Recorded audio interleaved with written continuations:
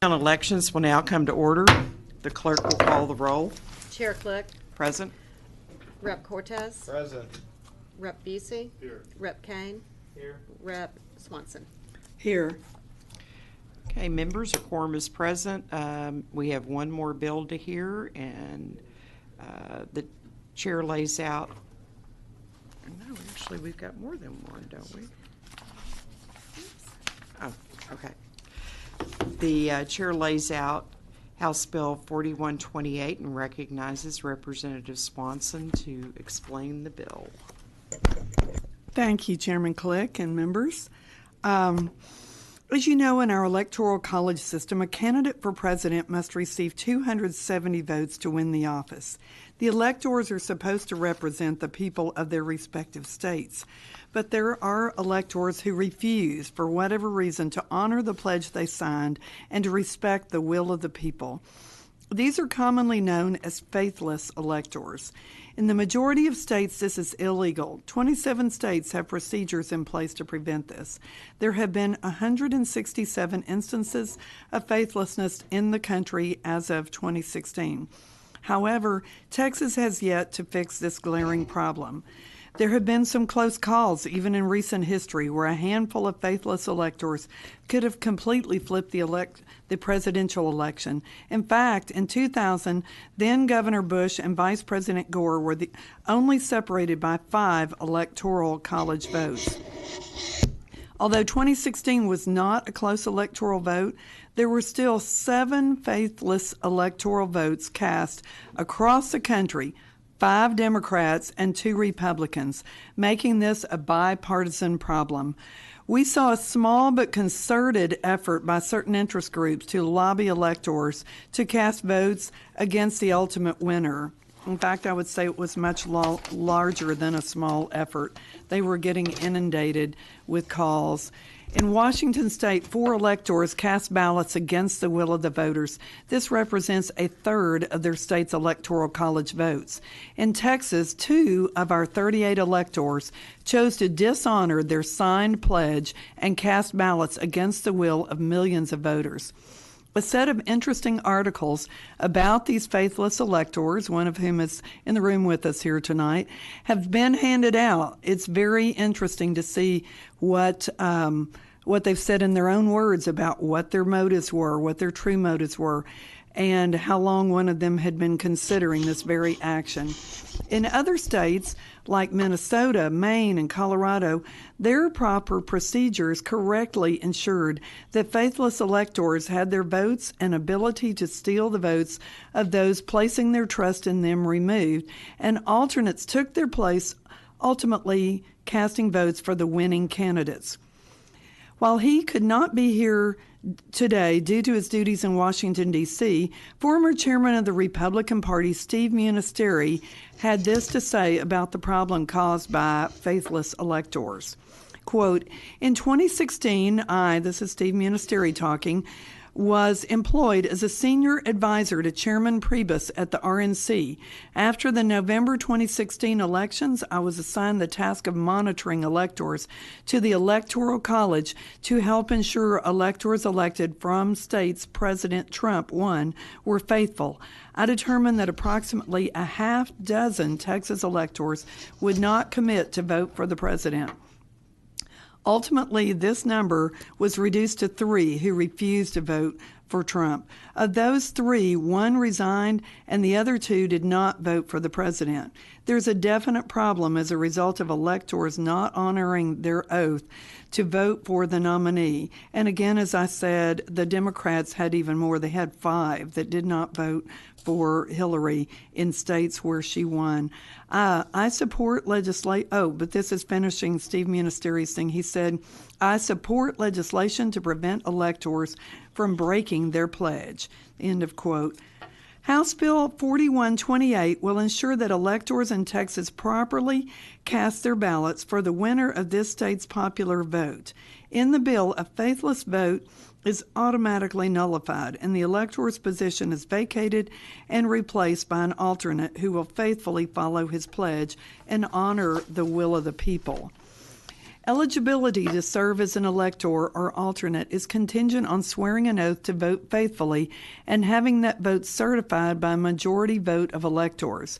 If an elector is absent or replaced and an alternate is not available, the Secretary of State will appoint the alternate from the lot of the other alternates.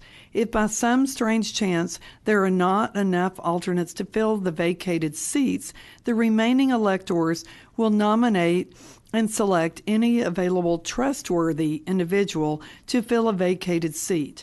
Members, House Bill 4128 will honor the vote of Texans by ensuring what happened in 2016 doesn't happen again. It is important we get this problem solved this session before the 2020 presidential election, which for all we know could be decided by a handful of electoral votes. Again, this is a bipartisan problem and requires a bipartisan solution. Thank you, Madam Chair and members. I respectfully reserve my right to close. Members, any questions? Okay, we'll begin our public testimony. The chair calls William Green.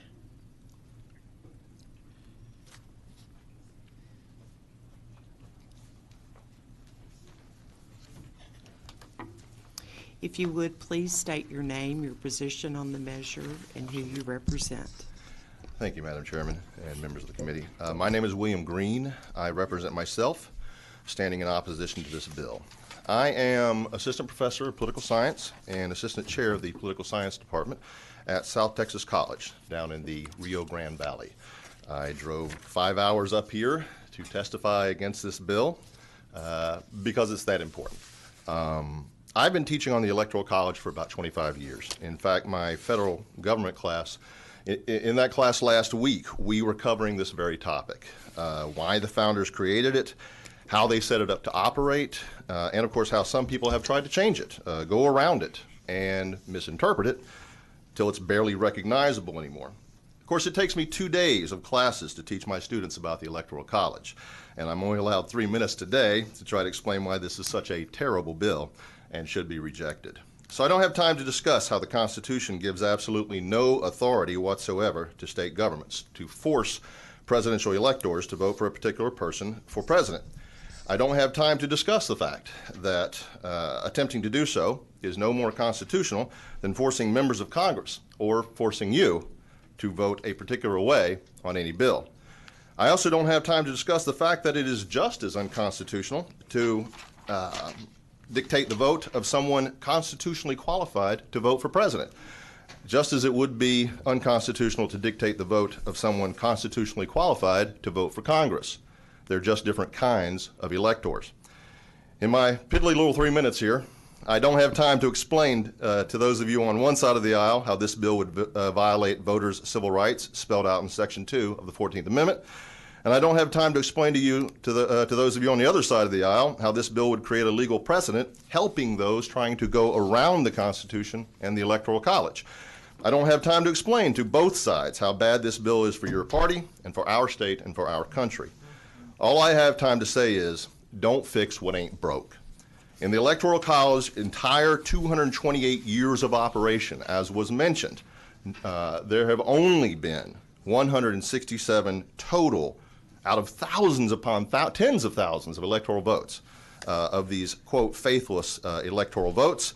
And no so-called faithless elector has ever come close to changing the outcome of a presidential election. In fact, out of 860 total Electoral College votes cast by Texas electors since 1848, there have been only, as mentioned, 2 so-called faithless votes, and that is 0.2% of all of Texas's electoral votes. This bill is attempting to fix a problem that does not exist. Please do not allow 4128 to pass. It is unnecessary, it is unconstitutional, it is anti-civil rights, it flies directly in the face of our principles of representative government. This is the kind of bill that should never even come up in a state as great as Texas. I thank you for your time, and I'll take any questions if you have any. Mr. Representative Cortez, did Thank you you, have Madam Chair. questions? Thank you for your time. Certainly. Professor Green, correct?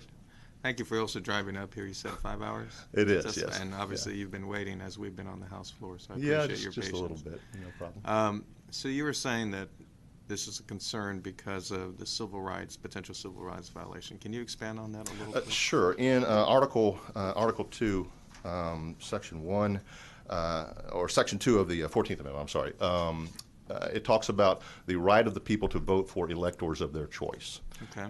And it would be as if they have the right, it also includes there, they have the right to vote for members of Congress of their choice. So this would be as if someone in the that was elected as a member of Congress by the voters would get in there, vote the, quote, wrong way on some bill, and be simply removed from office for doing so, not impeached, not gone through any kind of due process, not any of that. And so again, it would be a direct violation of that part of the 14th Amendment itself. Of whose civil rights? Of the civil rights of the voters. Because the voters are the ones who vote for electors. I mean, it's the electors who vote for president. The voters vote for electors, though, and removing who they have voted into office without any kind of the proper kind of due process of impeachment would be, again, a violation there. This is something that has not been debated at the Supreme Court, has not been discussed at the Supreme Court yet, but it's on its way. There are several cases as a result of the 2016 election where electors were removed from, in several states, as has been mentioned, where they have made this illegal to be a, quote, faithless elector. And especially in the 10th Circuit. To go against the majority vote of that state. To vote their conscience and not vote according to who won whatever. It doesn't have to be the majority vote. Whoever won the vote in the state. Especially in the 10th Circuit, that looks like it's going very favorably for the plaintiffs. So again, one more reason not to vote for this bill is that it is going to the Supreme Court and it will be decided there. If anything, take your time with something like this and wait until the Supreme Court actually decides on something like that. And you've been teaching this subject for how long? About 25 years. 25 years. Yeah. And your solution would be just to leave everything as is? Yeah, it's not a problem. So if it ain't broke, don't fix it. Okay. The old Texas saying. I appreciate your input in the dialogue you and I had. Thank you. For Absolutely. Thank you very much. I appreciate your time. Thank you, Madam Chair. Any other questions, members?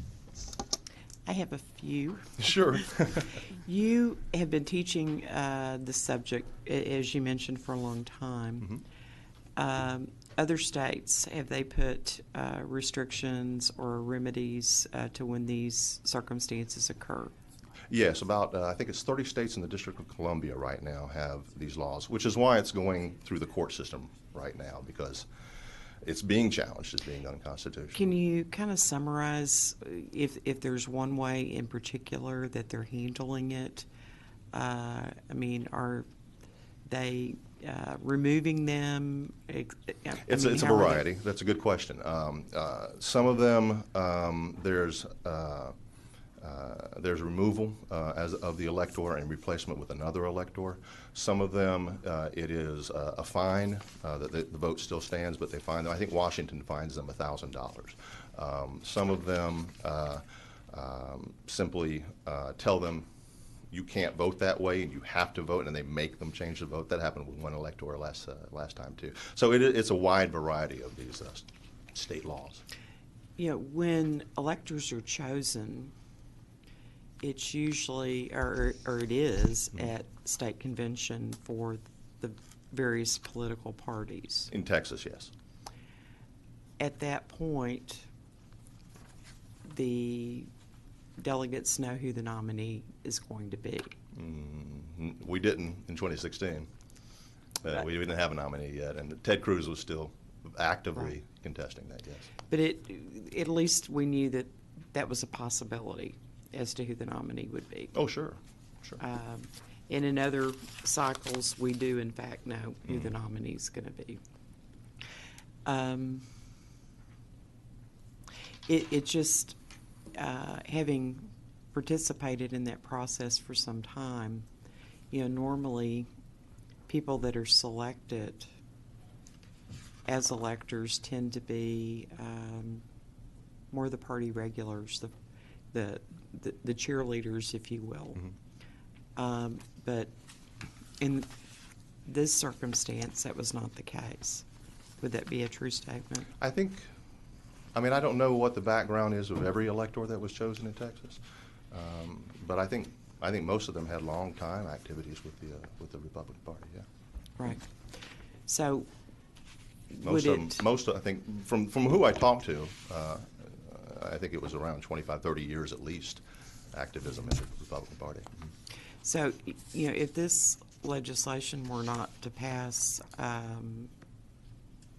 it would seem that we need to be very careful in who we choose. Well, always, no matter what, no matter who you're nominating for the Republican Party, you should always be careful who you're choosing.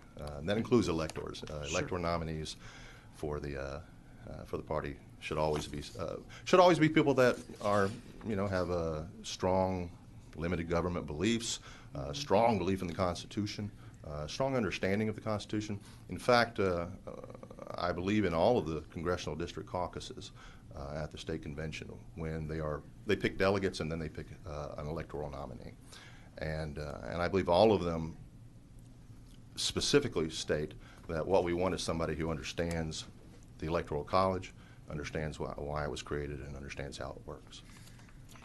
Members, any other questions? Thank you for Sure. being Thank you here very much today. for your time. I appreciate it.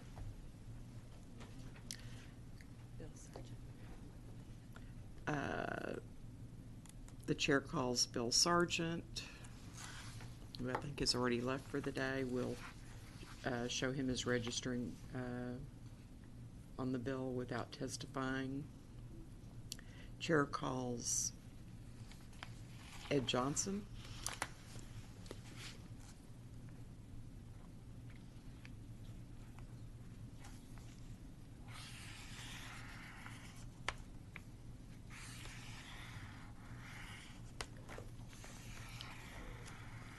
Ed Johnson here representing myself, and I am for HB 4128. So that's the right number? Okay, good. As a Republican precinct chairman and going to many of those state conventions, Madam Chair, as you have, I could see a problem the last time we did this in 2016, and I think this is a good bill to try to fix it. I don't know that you're going to have a perfect solution ever for this problem, but I think this is a good fix because just as you have, electing national delegates to go on to represent you, to represent the voters that have voted a certain way, I think this is a good fix for the problem. Members, any questions? Thank you. Thank you. The chair calls James Randall.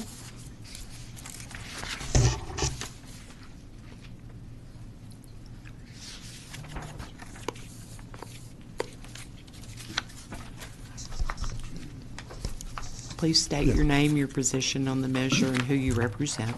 Yes, ma'am. I'm James Randall. I'm here representing myself, and I am for the bill. Awesome. All right. Thank you, Madam Chairman and committee members for being here in this late hour. And thank you, Representative Swanson, for filing this bill. I really appreciate it. I had the privilege of serving as a presidential elector nearly 20 years ago during that famous election where the Florida electoral votes were in question, and which Representative Swanson correctly mentioned a very, very close electoral vote. I was asked by literally thousands of total strangers to cast my vote for someone other than Governor Bush, something I obviously did not do and would have never even considered. Under the law in effect at that time and still on the books, any of us Texas electors could have voted for anyone with no legal consequences. Because the vote in Texas is done by secret ballot, an elector can also vote contrary to the will of the people, and unless he discloses his vote publicly, no one would ever know who the faithless elector was. 2 years ago, I think we know who the two people were. It's all over Wikipedia and any number of articles that you can query. As a previous witness testified, his math is correct. I've done the math too. Since 1848, Texas electors have voted for president, and only 2 electors in 168 years of Electoral College meetings have been faithless in nature, whether they were Democratic electors or Republican electors, just depended on which party won the votes that particular year. Well, as you know, there were 2 electors that voted contrary to the person who got the most votes in Texas in 2016. Their actions as faithless electors was legal at the time, but it was an insult to the majority of Texans who voted for Donald Trump. House Bill 4128 will fix that. One of the things that to me is significant about this bill is that it does not criminalize the action of the faithless elector. It simply removes the person and creates a vacancy, and another person is selected by the remaining electors. And I think that's a good thing. I don't think there's any point in putting fines or jail time. Another provision of the bill which I really like is that the Secretary of State would be empowered to be the chair of the meeting. Some of y'all, if you attended that meeting in 2016, you'll recall that it took 4 ballots over a nearly 2-hour period of time just to name the chairman.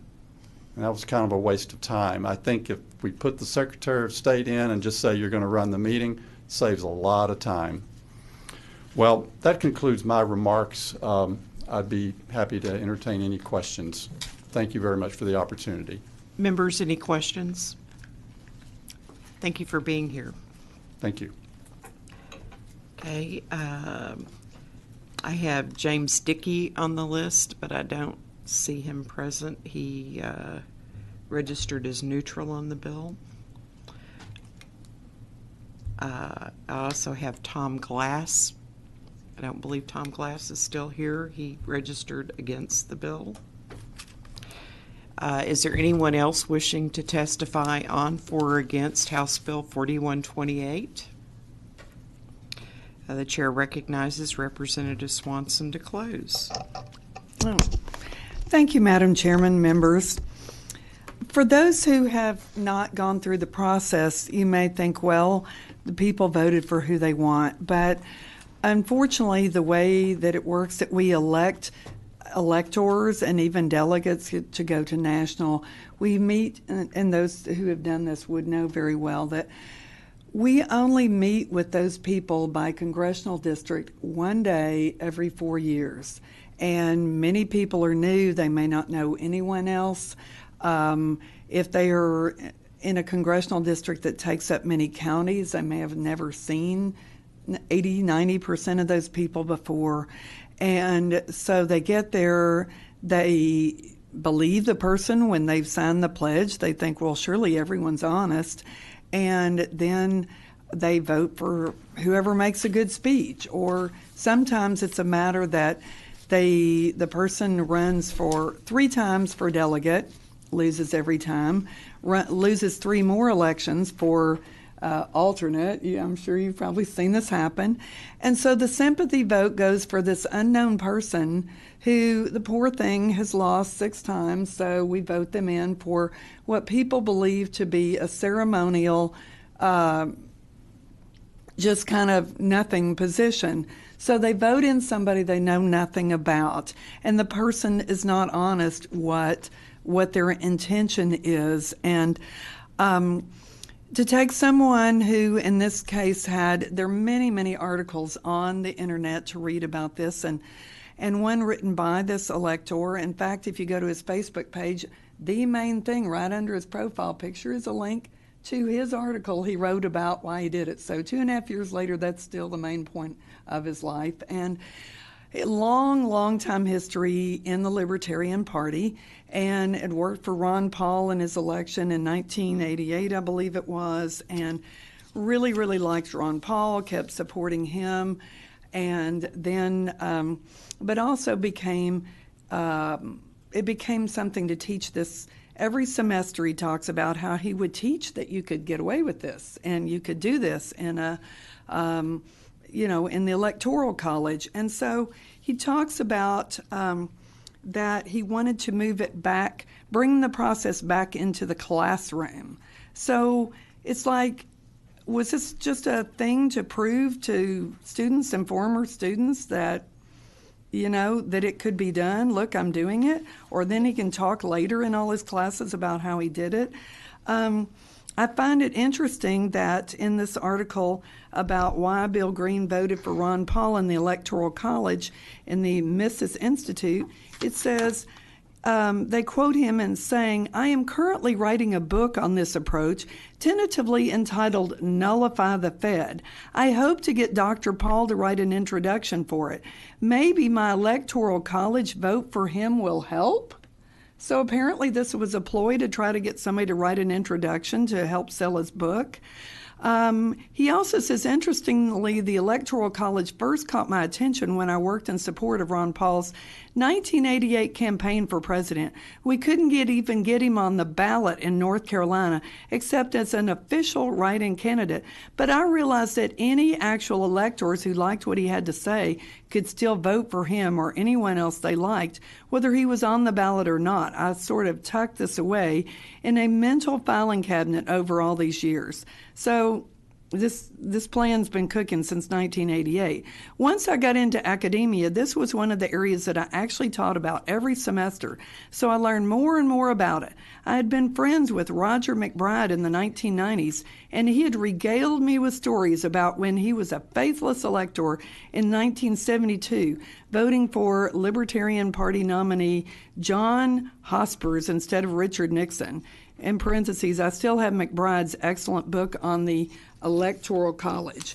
Other comments that just seemed like the whole thing was a joke, such as, quote, "I've got free beer wherever I go for the rest of my life." Well, we need to take our Electoral College and not allow people to treat it like a joke. This is who our next president will be, and this should have gotten fixed in 2017. Unfortunately, it didn't. But this is our last chance to do this, and it's a very bipartisan thing. We said the Democrats had more trouble with faceless electors even than the Republicans did. So I say we take this away from somebody who wants to make a joke or get somebody to write an introduction to help sell their book, and let's make sure that the people's will gets done and we pass this bill. Thank you so much. I close. Members, anybody have any further questions? That concludes our hearing for today. If there's no objection, the committee will stand adjourned, subject to the call of the chair. Oh, are we going to vote on Bill's bill? Oh, We can. I get good votes Just on back that. up. Okay, let's back up then. We didn't gavel in. No, we didn't. Okay, the chair lays out House Bill 2640 as pending business. The chair offers a complete committee substitute. Members, this is Representative Cortez's bill relating to political parties. The committee substitute is an agreed-upon bill worked out by both major parties. Are there any questions? If there are no objection, the adoption of the committee substitute. Hearing none, the substitute is adopted without objection. Representative Swanson moves that House Bill 2640 as substituted be reported favorably to the full House with a recommendation that it do pass and be printed and sent to the local and consent calendar. The clerk will call the roll. Chair Click, Aye. Rep Cortez? Yes. Rep Busey? Yes. Rep Kane? Yes. Rep Swanson? Aye. There being 5 ayes and 0 nays, the motion prevails. Okay, members, if there's no objection, the committee will stand adjourned, subject to the call of the chair. The chair hears no objection. The Committee on Elections is now adjourned, subject to the call of the chair.